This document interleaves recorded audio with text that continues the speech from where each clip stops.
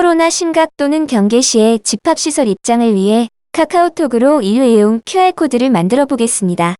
카카오톡으로 일회용 QR코드를 만들기 위해서는 반드시 본인 명의의 스마트폰이 있어야 합니다. 그리고 시작하기 전 처음에 딱 한 번 본인 인증을 해 놓으셔야 합니다. 저는 지금 본인 인증을 해 놓았기 때문에 본인 인증 화면이 안 나옵니다. 지금부터 화면을 보면서 따라해 보세요. 먼저 카카오톡을 열어주세요. 맨 아래쪽에 사람 모양, 말풍선 모양, 샵 동그라미 3개가 있는데요. 샵을 터치해주세요. 그러면 카카오톡의 뉴스 화면이 나옵니다. 여기에서 아래쪽으로 살살 내려가다 보면 카카오 QR 체크인이라고 나옵니다. 거기를 터치해주세요. 코로나 바이러스 감염증 아래쪽에 있는 QR 체크인을 터치해주세요. 집합시설 출입을 위한 QR 체크인을 시작합니다에서 모두 동의합니다를 터치하신 후 동의를 터치하세요. 짠! 카카오톡으로 일회용 QR코드가 생성되었습니다. 이 QR코드를 입장하려고 하는 시설의 담당자에게 보여주거나 QR코드 리더기에 대고 입장하시면 됩니다. 안녕하세요. 보령쌤 김미선입니다. 코로나19 확산을 방지하기 위해 2020년 6월 10일부터 사람이 많이 모이는 곳에 들어갈 때 QR코드로 체크인하는 전자출입명부 서비스가 시작되었습니다.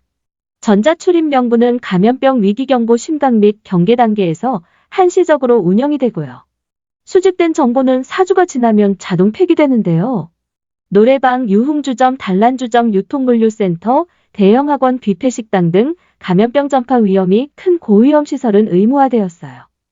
그동안은 시설에 들어가려면 출입구에 비치된 서류의 볼펜으로 이름, 전화번호, 체온, 주소 등 개인 신상 정보를 작성하고 들어갔는데요.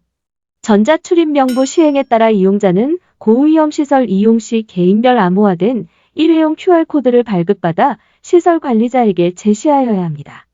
시설 관리자는 이용자가 제시한 QR코드를 별도 앱을 통해 스캔하고 이렇게 스캔된 정보는 공공기관인 사회보장정보원으로 자동으로 전송됩니다. 이태원에서 코로나19가 많이 발생했을 때 수기로 작성된 출입명부에 있는 전화번호가 연락이 제대로 안 되는 등 코로나 확진 경로 파악에 애로사항이 많았다고 하죠. 코로나19 감염병 확산을 위한 QR코드는 15초간 유효하고요. 일회용이기 때문에 캡처하거나 저장해서 사용할 수 없습니다. 그때그때마다 일회용으로 만들어야 합니다. 우리가 그동안 기관에 출입할 때 수기로 입장 시각을 썼던 것처럼 QR코드도 그때그때 생성한 시간이 저장이 된답니다. 집합시설 이용 시 사용하는 일회용 QR코드는 의무화된 집합시설뿐만 아니라 관공서, 도서관, 병원, 복지관 등 각 기관 등에서도 QR코드로 체크인하는 곳이 많아졌는데요. 간편하고 편리해서 앞으로도 QR코드는 더 많이 생활화될 것으로 보입니다.